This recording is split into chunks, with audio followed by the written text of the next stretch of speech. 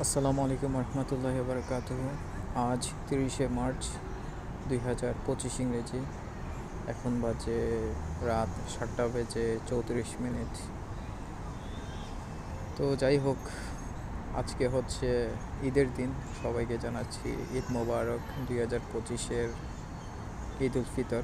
আজ আজ আসলে ঈদ উল ফিতরটা অলমোস্ট কাটিয়ে ফেলেছে সবাই, এখন রাত হয়ে গিয়েছে।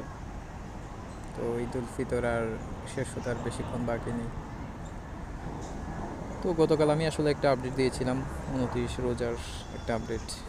তো আমি আসলে ভেবেছিলাম মনে হয় 30টা রোজা যাবে। তবে গতকাল আমি সকালে একজনের কাছ থেকে শুনেছিলাম, কাতার থেকে নাকি অলমোস্ট তারা ডিক্লার দিয়ে দিয়েছিল যে কি কালকে ঈদ হবে। তবে ওই জিনিসটা আসলে আমি 50-50-তে রেখেছিলাম। তেমন একটা বিশ্বাস করিনি, কারণ চাঁদ না দেখে বা এরকম কিছু অথেন্টিক সোর্স থেকে আসলে ওইটা অথেন্টিক ছিল, তবু এরপরে মানে আমার একটু ডাউট ছিল আর কি। পরবর্তীতে আসলে দেখলাম যে কি সন্ধ্যার একটু আগে সৌদি আরব থেকে ডিক্লার দিয়ে দিল যে কালকে ঈদ হবে, মানে আজকে 30শে মার্চ ঈদ হবে। তো সন্ধ্যার পরে একদম 100% কনফার্ম হলাম। এরপর আসলে গতকাল চাঁদ দেখার ইচ্ছে ছিল আমার, কিন্তু চাঁদ দেখতে পারিনি। চাঁদ আসলে এমনিতে আকাশ ক্লিয়ার ছিল এখানকার, তো আসলে মিডল ইস্টের আকাশ সবসময় ক্লিয়ার থাকে। এরপর আসলে চাঁদ দেখতে পারিনি। আর তবু আর কি একটা মনে একটা বাসনা ছিল আর কি দেখার, কিন্তু দেখতে পারিনি। যাই হোক, ঈদ কাটিয়ে ফেললাম আজকে।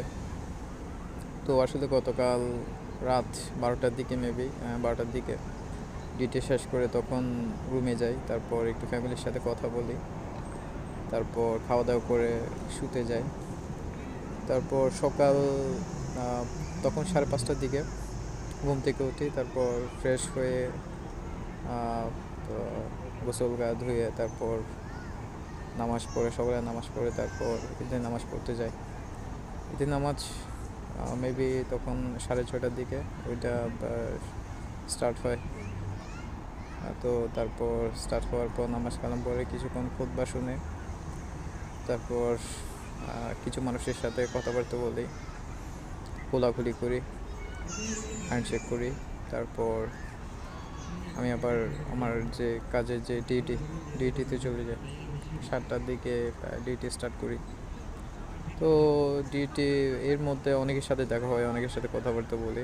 মোটামুটি ভালোই লেগেছিল, সবার সাথে মোটামুটি একটা ভালোই একটা ছিল, দেখা সাক্ষাৎ হয়েছিল। তারপর দুপুর 2টার দিকে আবার রুমে যাই একটু রেস্ট করার জন্য। ভেবেছিলাম মনে হয় আজকে আর ছুটি পাবো না, কিন্তু সন্ধ্যা 5টার দিকে যখন আবার ডিউটির জন্য যাই, তখন আসলে আমার একটা কলিগ বলে যে কি আজকে নাকি আমাদের বস আমাদেরকে ছুটি দিয়েছে। তো চিন্তা করলাম যে কি আসলে ছুটি দিয়েছে ভালো কথা, কিন্তু সেই জিনিসটা আমি যখন যাচ্ছিলাম বা আমি যখন রেস্ট করতে যাচ্ছিলাম, লাঞ্চ করতে যাচ্ছিলাম, তখন আসলে বললে একটু ভালো হতো, তখন আর একটু রিল্যাক্স করে সব কিছু করা যেত। তো যাই হোক, আসলে মানুষটা একটু অন্যরকম, আর কি বলতাম। তো যার কারণে মানে 5টার দিকে শুনলাম আর কি। তো এরপর একটু ঘোরাঘুরির জন্য পার্কে আসি। মোটামুটি আমার একটা কলিগ ছিল, ওর সাথে আসি, ওর সাথে আবার কিছু পিকচার তুলি। আমার নিজের দু একটা তোলা আছে, আজকে ঈদের স্মৃতি হিসেবে রেখে দিয়েছি। এরপর একটু ঘোরাঘুরি করতে করতে সন্ধ্যা হয়ে যায়। মাগরিব নামাজ পড়ি, মাগরিব নামাজ পড়ার পর এখন আবার একটু পার্কে আসি। এখন এসে দুইজনে 2 কাপ চা খাই। ও চলে গেল, আমি এখন পার্কে আছি আপাতত। তো এটাই ছিল আসলে আজকের আমার ঈদের ঘোরাঘুরি, ঈদের দিন আজকের। বাংলাদেশে মেবি কালকে ঈদ হবে, বাংলাদেশে কালকে ঈদ, হ্যাঁ, এটা আমি কনফার্ম করেছি যে এটা বাংলাদেশে কালকে হচ্ছে ঈদ। তো যাই হোক, আসলে এখন ঈদ সবার জন্য শান্তি, আনন্দ, হিংসা বিদ্বেষ মুক্ত এক সমাজ বয়ে আনুক, এটাই আশা করি। তারপর হচ্ছে আর এমনিতে মানে মোটামুটি মানে সবাই যেন একটু শান্তির মতো থাকে, সবাই যেন হিংসা বিদ্বেষ একটু কম করে, সবাই যেন এক অন্যের প্রতি ভালোবাসা দেখায়, এটাই যেন আশা করি, সবসময় এটাই আশা করি। আর আমি আসলে মাঝখানে প্রচুর পরিমাণে বিগড়ে গিয়েছিলাম, উল্টাপাল্টা হয়ে গিয়েছিলাম। এখন আমি আবার নিজেকে নিজে ঠিক করার চেষ্টা করছি। ইনশাল্লাহ এবার এটা আমার লাস্ট বার। আমি আর জীবনে আসলে এই সমস্ত উল্টাপাল্টা কাজগুলো করবো না, যেগুলো আমি গত রমজানের সময় আমি করে এসেছি। যেটা ফালতু যেগুলো কাজ, যেটা আসলে রমজান মাস হচ্ছে যে কি ইবাদতের মাস। রমজান মাস বছরে একবার আসে, কিন্তু আমি রমজান মাসটাকে পুরো নষ্ট করে দিয়েছিলাম। তো সেই জন্য আসলে আমি আন্তরিকভাবে উপরওয়ালার কাছে আমি আসলে লজ্জিত। আসলে আমি অনেক বড় একটা ভুল করে ফেলেছি। আমি এই ভুলটা যেন আমি দ্বিতীয়বার না করি মতো। আর তাছাড়া আসলে আজকে আর তেমন একটা কোনো কাজ নেই। একটু পরে রুমে চলে যাব, তারপর একটু ফোন টেপাটিপি করলে করবো, না হলে শুয়ে যাব, না হলে আর তেমন একটা কোনো কাজ নেই। আর এগুলোতে এভাবে তো হচ্ছে আমাদের দিনকাল চলে যায়। আর আমি আসলে উপরওয়ালার কাছাকাছি যাওয়ার চেষ্টা করছি, কারণ আমি ওনার কাছ থেকে অনেক দূরে সরে গিয়েছিলাম, আল্লাহ তাআলার কাছ থেকে অনেক দূরে সরে গিয়েছিলাম।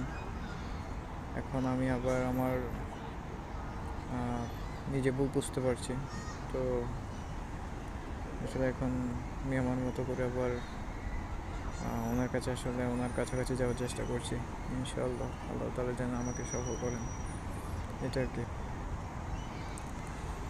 আর নিজের আসলে কিছু আজকে বিকালের দিকে ছবি তুলেছিলাম, একটা ছবি ভালো আসেনি। আমার মতো আসলে ভালো না, মানুষের কাছে কী লাগে জানি না।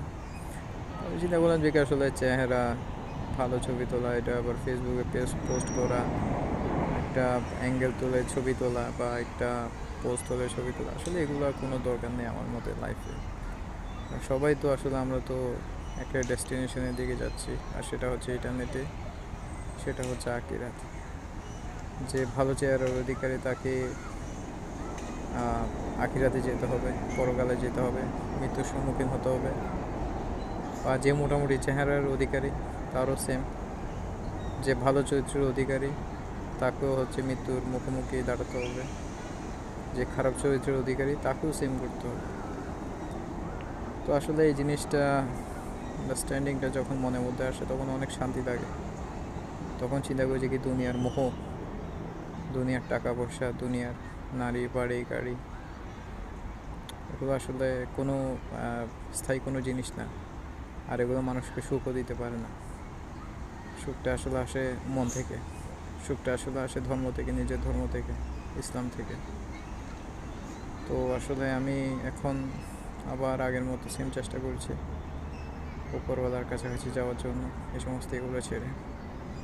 আর আমার যে বাজে অভ্যাস যেগুলো ছিল ওগুলো আসলে আমি সম্পূর্ণ বাদ দেওয়ার চেষ্টা করছি। ইনশাল্লাহ এবার সফল হবো বলে আশা করি।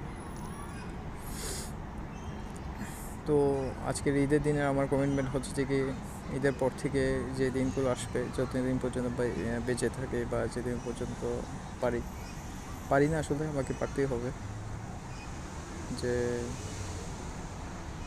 একটু মানে ভালো করে চলাফেরা করা, সুন্দরভাবে চলাফেরা করা, প্লাস হচ্ছে মানে বাজে অভ্যাস থেকে দূরে থাকা। তো সেটাই আর কি। আর আসলে তেমন একটা বিশেষ কোনো কিছু বলার নেই আমার। সবাইকে 2025 সালের আবার ঈদ মোবারক জানাই। আর ঠিক আছে তাহলে, ওকে, আসসালামু আলাইকুম।